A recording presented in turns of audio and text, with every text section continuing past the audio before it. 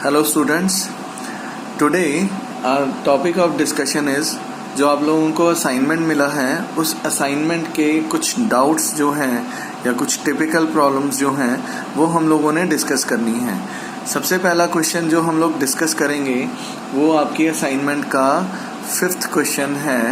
Question की statement आपके सामने है, अगर फोर्स, लेंथ और टाइम जो है they are chosen as the fundamental quantities, then what would be the dimensional formula for density? Question को जरा ध्यान से समझने की कोशिश करें। आपको बताया गया कि अगर फोर्स, लेंथ और टाइम जो है इनको हम लोग एज फंडामेंटल क्वांटिटीज चूज कर लें तो डेंसिटी जो है उसका डायमेंशनल फॉर्मूला क्या बनेगा। अब देखो, इसको शुरू करने से पहले मतलब किस तरह से हम चीज़ों के बारे में सोचेंगे, तो the first thing is we must understand what is density. तो आंसर है डेंसिटी जो है इसका जो फॉर्मूला रहता है that is mass upon volume. ठीक है, अब मास में जो मास है वो तो एक बार ही आएगा और वॉल्यूम में लेंथ जो है वो 3 बार ही आएगी। तो डेंसिटी का जो otherwise in terms of mass and length dimensional formula लिखा जाएगा दैट वुड बी ml-3। पर एग्जामिनर ने आपको ये नहीं पूछा कि इस तरह से बताएं। एग्जामिनर ने बोला है कि डेंसिटी को आप एक्सप्रेस करें इन terms of force, in terms of length and in terms of time. मतलब इनकी टर्म्स में आप लोगों ने इसको एक्सप्रेस करना है। नाउ द पॉइंट इज कि ऐसा लिख तो दिया बट आई डोंट नो कि फोर्स जो है कितनी बारी इस डेंसिटी के फॉर्मूला में अपीयर होगी। तो लेट अस से कि A टाइम्स अपीयर होती है। लेंथ जो है I don't know how many times, so let us assume B times. Time जो है I don't know, so let us assume C times. तो हम लोगों ने एक्चुअल में ये A, B और C को फाइंड आउट करना है। अब इस क्वेश्चन को सॉल्व करने के 2 मेथड्स हैं, but let us take the generalize formula first, है ना। जनरलाइज मेथड हम पहले लेंगे, उसके बाद फिर इसको एक और मेथड से भी अगली क्लासेस में हम वर्कआउट करेंगे। अब देखिए, सबसे पहले जो चीज मैंने सोचनी है वो है अबाउट फोर्स। देखो बेटा, फोर्स को जब हम लोग सोचते हैं तो फोर्स का जो फॉर्मूला लिखा जाता है वो लिखा जाता है मास मल्टीप्लाइड बाय एक्सेलरेशन, राइट। तो अगर हम लोग मास को आइसोलेट करें तो मास को हम लोग लिख सकते हैं फोर्स अपॉन एक्सेलरेशन। ठीक है, अब देखिए, आप जरा ध्यान से देखिए, मैंने मास में फोर्स को फाइंड आउट कर लिया। अगर मेरे से कोई पूछे कि मास में फोर्स कितनी बारी आ रही है तो आई विल बी सेइंग कि फोर्स अपीयर्स 1 टाइम्स। तो मास में फोर्स की डायमेंशंस कितनी हुई? 1। यही तो हम चाह रहे हैं। उसने बोला कि डेंसिटी को आप फोर्स, लेंथ और टाइम में एक्सप्रेस करिए। तो मैंने क्या करा कि मास में से फोर्स को आइसोलेट कर लिया। तो एक तो ये काम कर रहा हूँ। अब दूसरी बात देखो, डिनोमिनेटर में क्या है? एक्सेलरेशन। अब आप सबको पता है कि एक्सेलरेशन जो है वो होता है change in velocity upon time, और एक्सेलरेशन का dimensional formula I know that is LT-2। ठीक है, अच्छा, अब जरा इसको ध्यान से देखो तो ये फॉर्मूला ऐसा लिखा जाएगा m बराबर F L-1 T+2। ठीक है, इज दिस पॉइंट क्लियर? अब देखो, अब ऊपर क्वेश्चन की स्टेटमेंट दोबारा से अगर रीड करेंगे तो उसने बोला कि अगर फोर्स, लेंथ और टाइम इनको फंडामेंटल चूज कर लें तो डेंसिटी बताइए कितनी होगी। तो देखो, डेंसिटी मास अपॉन वॉल्यूम है। मास और वॉल्यूम, वॉल्यूम में लेंथ आया। अच्छा, लेंथ तो बेटा फंडामेंटल है as per the statement. Mass fundamental नहीं है। मास को हम लोगों ने कन्वर्ट कर दिया F में और उसमें लेंथ और टाइम भी आया। तो ये हमारा मास का फॉर्मूला बन गया as per the desired requirement of the statement. Mass को आप लोगों ने फोर्स, लेंथ और टाइम में एक्सप्रेस कर दिया। बस अब क्या है, अब तो कुछ नहीं रहा। अब आप लोगों ने जो ऊपर फॉर्मूला लिखा हुआ है डेंसिटी का, density is equal to mass upon volume और मास m, तो m की जगह पे आप लिख देंगे FL-1 T2, राइट। और उसके बाद L की पावर -3 एज सच ही लिखा जाएगा। अब इसको अगले स्टेप में हम लिख देंगे f l raise to power -4 t raise to power 2। ये आपका आंसर बन गया, एक्सप्रेशन बन गया। आई होप आपको क्वेश्चन जो है और उसका सॉल्यूशन जो है वो समझ आया। मैं फिर से एक बारी रिपीट करता हूँ। एग्जामिनर ने हमें बोला कि अगर फोर्स, लेंथ और टाइम जो है इनको फंडामेंटल चूज कर लें। हम लोगों को पता है कि अदरवाइज मास, लेंथ और टाइम फंडामेंटल क्वांटिटीज होती हैं, बट यहाँ पे एग्जामिनर ने स्टेटमेंट में थोड़ा सा ट्विस्ट दे दिया। उसने बोला कि फोर्स को एज्यूम करो फंडामेंटल। तो डेंसिटी का डायमेंशनल फॉर्मूला बताइए। तो डेंसिटी के डायमेंशनल फॉर्मूला में फोर्स आनी चाहिए, लेंथ आनी चाहिए और टाइम आनी चाहिए। ठीक है, तो हम लोगों ने डेंसिटी का जनरल फॉर्मूला बताया, मास अपॉन वॉल्यूम। डायमेंशन में लिखा m/l³, ml-3। अब l तक तो ठीक है, l तो वो बोल ही रहा है कि फंडामेंटल है, पर मास फंडामेंटल नहीं है, तो मास को एलिमिनेट करना है। तो हम लोगों ने क्या लिखा, फोर्स बराबर मास इंटू एक्सेलरेशन। फोर्स इसलिए सोचा क्योंकि उसने बोला कि फोर्स को लो फंडामेंटल, तो फोर्स बराबर मास इंटू एक्सेलरेशन, तो मास लिखा गया फोर्स अपॉन एक्सेलरेशन। अब फोर्स की पावर 1 ले ली है ना, बिकॉज मास में फोर्स इज अपियरिंग 1 टाइम्स, और एक्सेलरेशन का dimensional formula you know LT-2। तो इसको रीशफल करके इस तरह से लिखा, और अल्टीमेटली जो आपका डेंसिटी का फॉर्मूला बना, that comes to be equal to F L raise to power -4 T raise to power 2। I hope the things are clear to you. अब जो नेक्स्ट क्वेश्चन है उसकी तरफ बढ़ते हैं। अगला क्वेश्चन है, calculate the dimensions of force and impulse taking velocity, density and frequency as basic quantities. Now these questions are basically to be solved on the basis of intellect. आपको actual में statement समझनी पड़ेगी कि examiner पूछ क्या रहा है। तो उसने बोला कि फोर्स और इम्पल्स के डायमेंशंस बताइए इन terms of these fundamental quantities, velocity, density and frequency. मतलब these are the things which he is asking us. So what I mean to say, हम लोगों को एक्चुअल में फोर्स को एक्सप्रेस करना है इन terms of velocity, density and frequency. But otherwise मेरी जो प्रीवियस नॉलेज है वो मुझे ये बताती है कि फोर्स जो होता है that is mass multiplied by acceleration. Mass multiplied by acceleration, right. अब हम लोग इस चीज को कैसे वर्कआउट करेंगे, so let us wait for it. उससे पहले हम लोग देखें कि कौन कौन सी क्वांटिटीज दी गई हैं। तो एक तो वेलोसिटी है, एक डेंसिटी है और एक फ्रीक्वेंसी है। द थिंग इज कि I need to express force in terms of velocity, in terms of density and in terms of frequency, है ना। अब मुझे ये नहीं पता वेलोसिटी कितनी बारी आएगी, so let us assume a. Density कितनी बारी आएगी, let us assume b. Frequency कितनी बारी आएगी, लेट अस अज्यूम सी। मैंने जैसे आपको पिछले क्वेश्चन में बताया कि ये वाले क्वेश्चंस को सॉल्व करने के 2 मेथड्स हैं।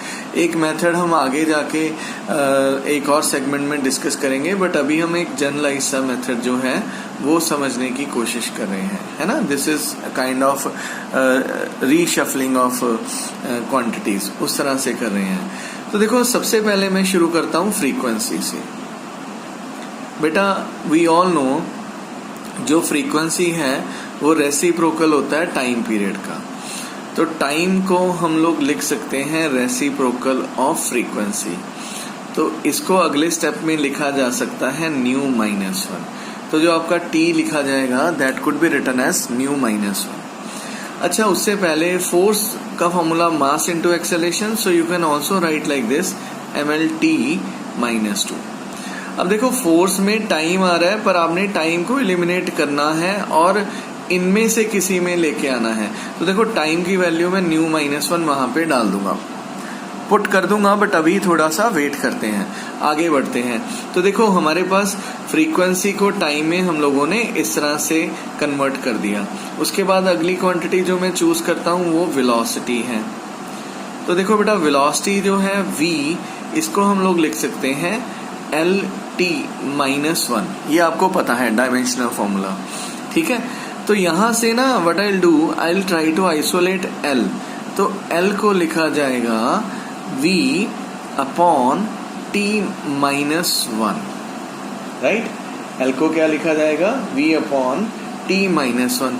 अब ये जो t माइनस का है ऊपर जाके प्लस का हो जाएगा, तो v कैपिटल T लिख दिया। और देखो t किसके बराबर है, न्यू माइनस 1 के। तो l का जो डायमेंशनल फॉर्मूला बना वो बना v न्यू माइनस 1। देखो इसको मैं लिखता हूँ इक्वेशन A और इसको लिखता हूँ इक्वेशन B, और ये कंसिडर करते हैं इक्वेशन नंबर 1। आई होप यहाँ तक आपको कहानी जो है वो समझ आई है। अब आगे बढ़ते हैं। आगे हम लोगों के पास तीसरी कौन सी क्वांटिटी है, डेंसिटी। तो बेटा डेंसिटी को फिर से सोचते हैं। डेंसिटी क्या लिखते हैं, रो, और इसका फॉर्मूला है मास पर यूनिट वॉल्यूम। तो मास तो m रहता है और वॉल्यूम लिखते हैं L क्यूब, डायमेंशंस की सेंस में। यहाँ पे एक्चुअल में हमें मास को आइसोलेट करना है। तो मास को आइसोलेट करने के लिए हम लोग क्या करेंगे, m को लिखेंगे rho L raise to power 3, right. अब देखो रो तो फंडामेंटल ही है। क्वेश्चन में वो बोल रहा है, कहता है एक्सप्रेस करो फोर्स को इन terms of velocity, density and frequency. तो डेंसिटी फंडामेंटल है, बट लेंथ जो है वो फंडामेंटल नहीं है। लेंथ को हम लोगों ने वेलोसिटी और फ्रीक्वेंसी में एक्सप्रेस कर दिया इस तरह से। तो यहाँ पे लिखेंगे हम लोग रो v, इसको ब्रैकेट में लिखते हैं, न्यू माइनस 1, और इसकी पावर आएगी 3। अगले स्टेप में बेटा आप इसको लिख सकते हैं rho v raise to power 3 nu raise to power minus 3। I hope आपको ये तो याद रहेगा, ये याद है कि फ्रीक्वेंसी के जो ये सिंबल है इसको न्यू बोलते हैं, NU न्यू। अब आप लोग एक काम करें, A, B और C ये 3 इक्वेशन बनी जिनमें से आपने T और L और M की वैल्यूज को आइडेंटिफाई कर लिया in terms of fundamental quantities as per the requirement of examiner. Examiner बोल रहा है वेलोसिटी, डेंसिटी और फ्रीक्वेंसी बेसिक क्वांटिटीज हैं। तो हम लोग क्या करेंगे, इनको जब बना लिया फंडामेंटल के सेंस में, किसको किसको, M को, L को और T को, इन तीनों की वैल्यूज यहाँ फोर्स के एक्सप्रेशन में डाल देंगे। तो फोर्स का एक्सप्रेशन आपका क्या लिखा जाएगा, M की वैल्यू है, देखो पहले ये सुनो, फोर्स है MLT माइनस 2।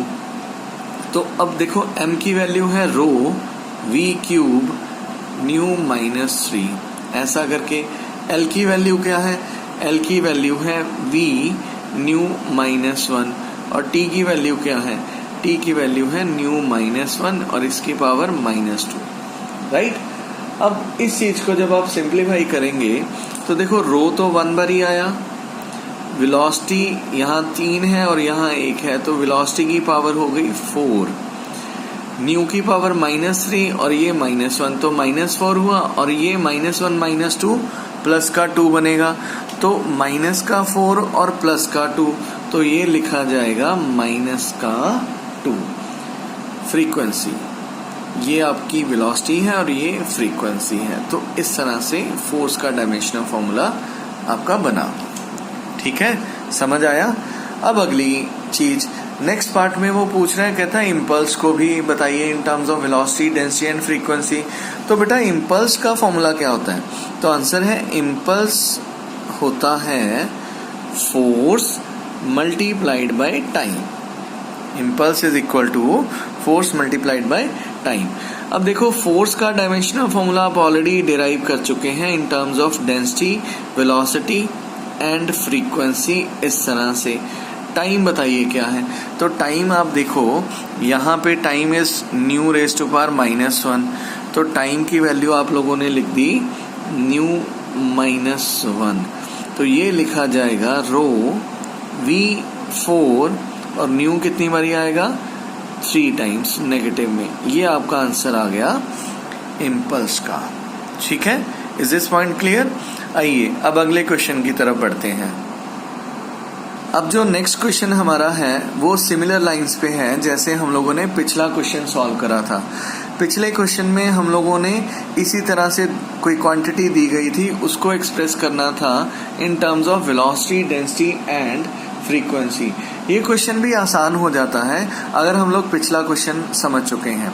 अब इसमें हम लोगों को क्या बोला एग्जामिनर ने, वो कह रहा है कि find the dimensions of linear momentum and surface tension in terms of velocity, density and frequency. तो देखो हमारे पास जो क्वांटिटी है वो है लीनियर मोमेंटम। अब एक्चुअल में मोमेंटम को हम लोगों ने एक्सप्रेस करना है इन terms of velocity, density and frequency. अब वेलोसिटी कितनी बारी आएगी नहीं पता, late us assume a. Density नहीं पता, अज्यूम बी। और फ्रीक्वेंसी भी नहीं पता, लेट अस अज्यूम सी।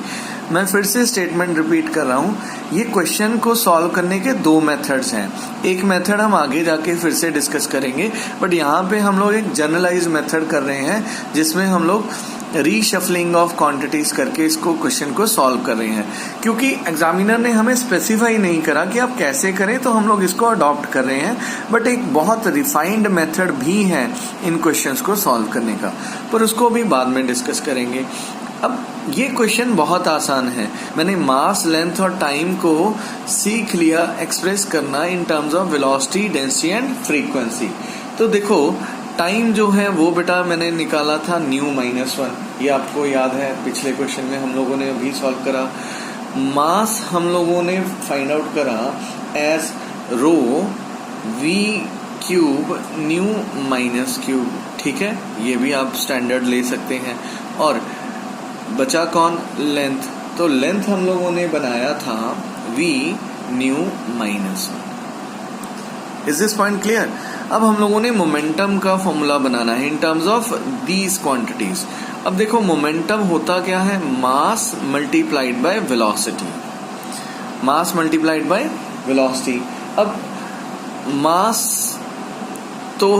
मास को तो हम लोग इस तरह से लिख सकते हैं in terms of density, velocity and frequency as rho v cube ν-क्यूब। और वेलोसिटी तो वो पहले ही बोल रहा है कि ये तो फंडामेंटली है ना, तो बहुत आसान बन गया था काम। ये आंसर लिखा रो v4 ν-3, ये बेटा तुम्हारा आंसर बन गया। अब देखो ये क्वेश्चन इसलिए आसान बन गया क्योंकि हम लोग पिछला क्वेश्चन ऑलरेडी सॉल्व कर चुके हैं। अगर ये डायरेक्ट क्वेश्चन आएगा तो हम लोगों को पहले मास, लेंथ और टाइम को, ये मास, लेंथ और टाइम को एक्सप्रेस करना पड़ेगा इन टर्म्स ऑफ दीज क्वांटिटीज। ये जरूरी नहीं कि वो इन्हीं की टर्म्स में दे, किसी और की सेंस में भी बोल सकता है। तो अकॉर्डिंगली आपको ये क्वेश्चन जो है वो सॉल्व करना पड़ेगा। Is this point clear? यहाँ तक सबको समझ आया? अब अगले क्वेश्चन की तरफ बढ़ते हैं। जो नेक्स्ट क्वेश्चन है वो है, इसी का पार्ट है कि सरफेस टेंशन निकालिए। अब बेटा सरफेस टेंशन जो है उसका एक्सप्रेशन होता है फोर्स पर यूनिट लेंथ। मैं एक चीज मानता हूं, बच्चों को ये क्वेश्चन तब तक मुश्किल लगते रहेंगे जब तक उनको किसी भी फिजिकल क्वांटिटी का बेसिक फॉर्मूला नहीं पता। जब आपको देखो जैसे सरफेस टेंशन बोला, अब किसी बच्चे के लिए तो सरफेस टेंशन एक बहुत डिफिकल्ट क्वांटिटी हो सकती है, बट जिसको पता है कि सरफेस टेंशन क्या है वो इसका फॉर्मूला इजीली लिख सकता है और डायमेंशनल फॉर्मूला किसी भी सेंस में बना सकता है। बट एनीवे ये धीरे धीरे आपको पता लगती रहेंगी क्वांटिटीज कि किसको कैसे डिफाइन करा गया है। बट अभी आप इनको सिर्फ याद कर लें, जितना हो सकता है पॉसिबल उतना याद कर लें। तो देखो surface tension is force per unit length. अब फोर्स का फॉर्मूला क्या होता है? तो आंसर है फोर्स का डायमेंशनल फॉर्मूला रहता है mlt-2 और लेंथ तो l ही है, तो l के साथ l कैंसिल हुआ तो ये बना mt-2।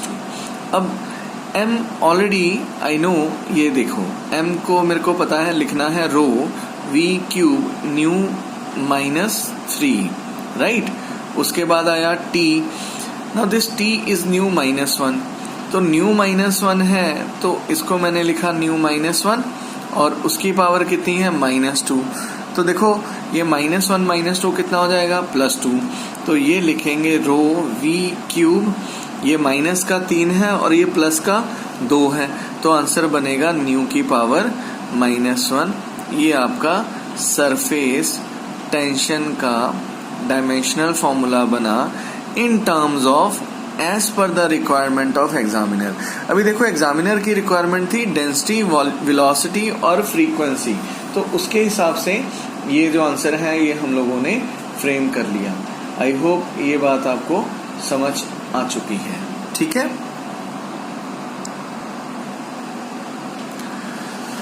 अब हम लोग अगले क्वेश्चन की तरफ बढ़ते हैं। Next question is this, he is saying can the in the expression P बराबर E L2 m raise to power -5 g raise to power -2 E, M, L and G denote energy, mass, angular momentum and gravitational constant respectively.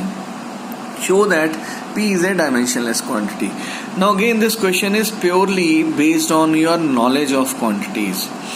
देखो, we have discussed number of times कि energy जो है इसका dimensional formula क्या होता है। तो energy का dimensional formula I remember by heart ml2 t-2। किसी भी तरह की एनर्जी ले लो, मतलब suppose I consider energy to be kinetic, तो काइनेटिक एनर्जी होती है half mv²। Now this half is a dimensionless quantity, mass की डायमेंशंस m1 और वेलोसिटी होती है lt-1, और क्योंकि 2 बार ही आ रहा है तो यहाँ पे स्क्वायरिंग कर देंगे, तो ये डायमेंशनल फॉर्मूला बना। तो ये जनरलाइज एक मैंने आपको मेथड समझाया कि किस तरह से डायमेंशंस निकाल सकते हैं। अब देखो, मास के बारे में तो चिंता करने की जरूरत ही नहीं है ना। मास का डायमेंशनल फॉर्मूला तो पता ही है m1, तो मास का लिखा m1। अब आया अगला एंगुलर मोमेंटम। एंगुलर मोमेंटम जो है यहाँ पे इसका सिंबल हम लोगों को L दिया गया है, और इसका फॉर्मूला होता है R इंटू P।